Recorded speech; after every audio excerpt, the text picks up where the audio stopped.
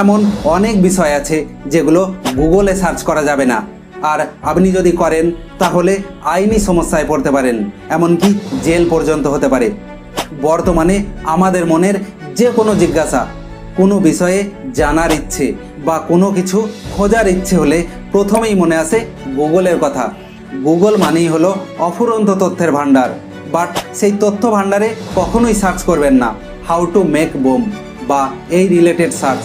National crime and security এজেন্সিগুলো সবসময় digital মাধ্যমগুলোর ওপর নজর রাখে, আর আপনি যদি এই বিষয়ে বারবার সার্চ করেন তাহলে ওই এজেন্সিগুলো আপনাকে মার্ক করবে, প্রয়োজনে আপনাকে উঠিয়েও নিয়ে যেতে পারে। তাদের প্রশ্নের ঠিকঠাক উত্তর দিতে না পারলে আপনার জেল পর্যন্ত হতে পারে।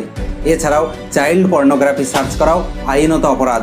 আবার হ্যাকিং সম্পর্কিত টিউটোরিয়াল বা সফটওয়্যার সার্চ করাও বেআইনি।